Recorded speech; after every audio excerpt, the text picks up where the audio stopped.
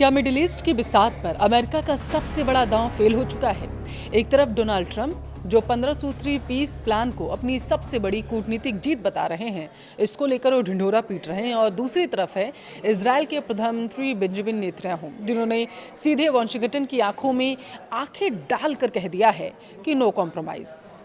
देखिए, आज के वीडियो में हम सिर्फ युद्ध की नहीं बल्कि उस पर्दे के पीछे की राजनीति की भी बात करेंगे, जहां दुनिया का सबसे ताकतवर देश अपनी ही सबसे करीबी सहयोगी को युद्ध रोकने के लिए मना नहीं पा रहा है। यानी अमेरिका इजराइल को मना नहीं पा रहा है कि भैया आप युद्ध रोक दीजिए, क्योंकि इजराइल मानने को तैयार नहीं है। आखिर इजराइल की असली रणनीति क्या है, आइए इसको विस्तार से इस वीडियो में समझते हैं। लास्ट तक जरूर देखिएगा। नमस्कार, आपके साथ मैं पल्लवी रविंद्र सिंह। देखिए, एक तरफ युद्ध की आग है और दूसरी तरफ है कूटनीति के मेज पर रखे शांति के प्रस्ताव। लेकिन जब बात गाजा की हो तो शांति का रास्ता कभी भी आसान नजर नहीं आता। दशकों पुरानी लड़ाई है ये, तो इतनी आसानी से कैसे ये मामला पूरा शांत हो सकता है, ये इजराइल कह रहा है। देखिए, आज की सबसे बड़ी खबर है यही है कि अमेरिका और इजराइल के बीच से आ रही है एक टकराव की, एक ऐसा टकराव जिसने दुनिया भर के कूटनीतिक हलकों में हलचल को तेज कर दिया है। इजराइल के प्रधानमंत्री बेंजामिन नेतन्याहू ने अमेरिकी राष्ट्रपति डोनाल्ड ट्रंप के उस गाजा पीस प्लान को सिरे से खारिज कर दिया, जिसे युद्ध खत्म करने की एक बड़ी उम्मीद माना जा रहा था। ट्रंप प्रशासन ने गाजा को लेकर 15 सूत्री बोर्ड ऑफ पीस योजना का प्रस्ताव रखा था, लेकिन नेतन्याहू का जवाब साफ और बेहद ही सख्त है। जब तक हमास पूरी तरीके से खत्म नहीं हो जाता, इजरायली सेना पीछे नहीं हटेगी। आखिर ट्रंप के इस 15 सूत्री प्लान में ऐसा क्या था जिसे इजराइल ने ठुकरा दिया है? नेतन्याहू की असली मांगे आखिर क्या है, और इस पूरे संघर्ष का वह ऐतिहासिक सच क्या है जो माना जा रहा है कि 1948 से आज तक लगातार सुलग रहा है? ये सवाल लोग सोशल मीडिया पर तेजी से सर्च कर रहे हैं। इनका जवाब जानना आपके लिए भी बेहद ज़रूरी है। सबसे पहले बात करते हैं कि इजराइल का स्टैंड आखिर क्या है इस पूरे मामले को लेकर के। वो चाहता क्या है, उसकी मंशा क्या है? इजरायली मीडिया के हवाले से जो खबरें आ रही हैं वो इजराइल के कड़े इरादों को फिलहाल के लिए दर्शा रही हैं। नेतन्याहू ने अमेरिकी शांति प्रस्ताव पर प्रतिक्रिया देते हुए साफ शब्दों में कहा कि उनका लक्ष्य हमास को सिर्फ कमज़ोर करना नहीं है। इस बयान के मायने देखिए बहुत गहरे माने जा रहे हैं। इजराइल यह स्पष्ट कर चुका है कि कोई भी ऐसा समझौता जो हमास को गाजा में दोबारा सिर उठाने का मौका दे, उसे मंजूर नहीं किया जाएगा। नेतन्याहू ने दरअसल शर्त रखी है कि हमास को पूरी तरीके से हथियार डालने ही होंगे। जब तक ऐसा नहीं होता, इजरायली रक्षा बल यानी कि आईडीएफ गाजा पट्टी से 1 इंच भी पीछे नहीं हटेगा। हालांकि ऐसा नहीं है कि अमेरिका और इजराइल के बीच बातचीत के सारे दरवाजे बंद होते नजर आ रहे हैं। इजराइल के पीएम ने खुद ही यह पुष्टि की है कि वॉशिंगटन के साथ उनकी बातचीत लगातार जारी है। ट्रंप प्रशासन की कुछ बातों और योजनाओं से इजराइल सहमत है, लेकिन युद्ध विराम और सेना की वापसी के मुद्दे पर उनके बीच गहरी असहमति है। इजराइल को डर है दरअसल कि जल्दबाजी में किया गया कोई भी पीस प्लान भविष्य में 7 अक्टूबर जैसे किसी दूसरे हमले की नींव रख सकता है।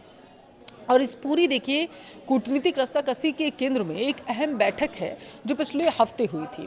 अंतर्राष्ट्रीय न्यूज़ नेटवर्क अल जजीरा की रिपोर्ट के मुताबिक अमेरिका के नेतृत्व वाले बोर्ड ऑफ पीस के डायरेक्टर निकोले जो है, उन्होंने पिछले हफ्ते प्रधानमंत्री बेंजामिन नेतन्याहू से मुलाकात की थी। यह मुलाकात देखिए बेहद तनावपूर्ण रही थी और ये बेहद अहम भी मानी जा रही है। इस मीटिंग के बाद बोर्ड ने जो बयान जारी किया वह सीधे तौर पर इजराइल की शर्तों को दर्शा रहा है।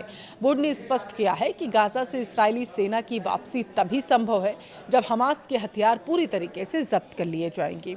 यानी डीमिलिटराइजेशन ना के बिना शांति की कोई गारंटी नहीं हो सकती है। लेकिन यह एक विरोधाभास भी हमें देखने को मिल रहा है। एक तरफ नेतन्याहू इतने सख्त हैं, तो वहीं दूसरी तरफ राष्ट्रपति डोनाल्ड ट्रंप के दावे बिल्कुल अलग कहानी बयां करते नजर आ रहे हैं। पिछले ही महीने ट्रंप ने दुनिया के सामने दरअसल एक घोषणा की थी। उन्हें गाजा युद्ध खत्म करने की दिशा में एक बड़ी कामयाबी मिली है। उनका दावा था कि इस 15 सूत्री योजना पर इजराइल और हमास ने पिछले साल ही सहमति जता दी थी। ट्रंप का कहना था कि इस योजना की शुरुआत एक सीज फायर यानी युद्ध विराम से होनी थी। उन्होंने तो यहाँ तक दावा किया था कि हमास हथियार डालने पर सहमत हो गया था, लेकिन ज़मीनी हकीकत कुछ और ही बयां कर रही है। पिछले साल ही अक्टूबर में बातचीत होने के बावजूद युद्ध विराम स्थायी नहीं हो सका था, अगर आपको याद हो तो, और इसराइल लगातार गाजा पर हमले करता रहा ताकि हमास के इंफ्रास्ट्रक्चर को तबाह किया जा सके। ट्रंप का शांति का दावा और नेतन्याहू का युद्ध जारी रखने का फैसला, दोनों के बीच का यह खाई इस विवाद को और ज़्यादा उलझाती नजर आ रही है। क्या समझने के लिए कि यह पीस प्लान क्यों फेल हो रहा है, हमें सिर्फ नेताओं के बयानों को नहीं बल्कि इतिहास के पन्नों को भी पलट कर देखना होगा। देखिए, यह युद्ध 7 अक्टूबर 2023 को शुरू हुआ था, अगर आपको याद हो, जब हमास ने इसराइल पर अचानक से हमला करना शुरू कर दिया था। हमास, जो पिछले लगभग 2 दशकों से गाजा पर शासन कर रहा था, उसने इजराइल की सुरक्षा व्यवस्था को भेद दिया था और इस हमले के जवाब में इजराइल ने हमास को जड़ से ख़त्म करने की कसम खा ली थी। लेकिन क्या यह विवाद सिर्फ 7 अक्टूबर का था? अगर आप ऐसे सोच रहे हैं तो जवाब है नहीं। इजराइल और गाजा, या फिर जिसे फिलिस्तीन भी लोग कहते हैं, देखिए, बीच एक विवाद दशकों पुराना है। इसके केंद्र में मुख्य रूप से 3 चीज़ें हैं: ज़मीन का अधिकार, संप्रभुता, सुरक्षा। अगर हम ऐतिहासिक आधारों को देखें तो इसकी सबसे गहरी जड़ें जो है वो 1948 में जाकर मिलती हैं। 1948 में जब इजराइल की स्थापना हुई थी, तब वहाँ पहला अरब इजराइल युद्ध हुआ था। इस दौरान बड़े पैमाने पर विस्थापन हुआ और ऐतिहासिक आंकड़ों को अगर हम देखें तो उस समय लगभग 7 लाख फिलिस्तीनियों को अपने घर छोड़ने पड़े थे, ये दावा किया जाता है। इसे फिलिस्तीनी इतिहास में नकबा या महाविनाश कहा जाता है। इन 7 लाख विस्थापित लोगों में से एक बहुत ही बड़ी आबादी रिफ्यूजीज़ की थी। उस छोटे से इलाके में बस गए जिसे आज हम गाजा पट्टी कहते हैं। आज गाजा में रहने वाले लाखों लोग उन्हीं शरणार्थियों की पीढ़ियां हैं और यही वजह है कि ज़मीन पर हक का यह मसला भावनाओं, अस्तित्व और इतिहास से जुड़ा हुआ माना जाता है। हमास इसी ऐतिहासिक संघर्ष का हवाला देकर अपनी हिंसक गतिविधियों को सही ठहराने की कोशिश करता है, जबकि इजराइल अपने नागरिकों की सुरक्षा और राष्ट्र के रूप में अपने अस्तित्व के लिए उस टाइम से ही लड़ाई लड़ रहा है, 1948 के टाइम से ही। आज हालात एक डेडलॉक यानी गतिरोध पर पहुंच चुके हैं। ट्रंप प्रशासन का 15 सूत्री बोर्ड ऑफ पीस प्लान एक महत्वाकांक्षी योजना जरूर है, लेकिन यह ज़मीनी हकीकत की जटिलताओं को सुलझाने में फिलहाल नाकाम दिख रही है। एक तरफ अमेरिका है जो इस युद्ध को जल्द से जल्द खत्म कर मिडिल ईस्ट में स्थिरता चाहता है, शांति चाहता है। हालांकि बयान से तो यही पता चल रहा है कि अमेरिका यही चाहता है, लेकिन उसकी मंशा हर बार बदलती है। अमेरिका हर बार बयान देता है और हर बार अपने बयान से पलट जाता है। खास करके डोनाल्ड ट्रंप, वो बयान सुबह कुछ और देते हैं, शाम को कुछ और देते हैं। अब उन्होंने स्थिरता की बात की है, इसे अपनी कूटनीतिक जीत के तौर पर भी वो पेश करना चाहते हैं। तो वहीं दूसरी तरफ इजराइल है। इजराइल और बेंजामिन नेतन्याहू, जिनके लिए यह आर पार की लड़ाई बन चुकी है।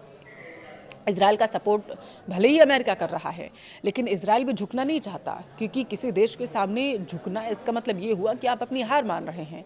भले ही शांति की बात हो रही हो, लेकिन देखिए, अंतर्राष्ट्रीय पटल पर जब 2 देशों के बीच में युद्ध हो रहा होता है तो तस्वीर तो यही निकल के आती है, क्योंकि ये मसला कोई आज का नहीं, 2 साल का नहीं, ये सालों से, दशकों पुरानी ये लड़ाई है।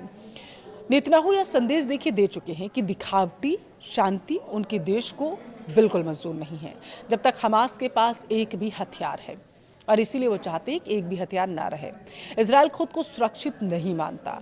अब सवाल उठता है कि क्या ट्रंप प्रशासन इजराइल की चिंताओं को दूर कर पाएगा, अपने पीस प्लान में कोई बदलाव कर पाएगा? क्या हमास सच में हथियार डालने के लिए कभी भी तैयार होगा जो अभी तक नहीं हुआ है, या फिर गाजा का यह युद्ध इतिहास के उन पन्नों में दर्ज हो जाएगा जिसका कोई अंत ही नहीं है? फिलहाल गाजा के आसमान में धुआं है, बातचीत की मेज पर तनाव है, कूटनीति की मेज पर 2 मजबूत नेता आमने सामने हैं। तो नतीजा देखिए अक्सर 0 ही होता है जब 2 देश आमने सामने आते हैं कूटनीति की मेज पर। नेतन्याहू ने साफ कर दिया है कि उन्हें ट्रंप का दिखावटी शांति प्रस्ताव मंजूर नहीं, लेकिन बड़ा सवाल अब यहाँ पर यह है कि क्या अमेरिका इस झटके को खामोशी से बर्दाश्त करेगा, या फिर इजराइल पर कोई नया दबाव अमेरिका बनाने की कोशिश करेगा? मिडिल ईस्ट की या भू राजनीति किस करवट बैठेगी, यह देखना अपने आप में बेहद दिलचस्प होगा। इंटरनेशनल पॉलिटिक्स के शतरंज में आपका क्या सोचना है? ट्रंप सही है या फिर नेतन्याहू? कमेंट में अपनी राय जरूर दें।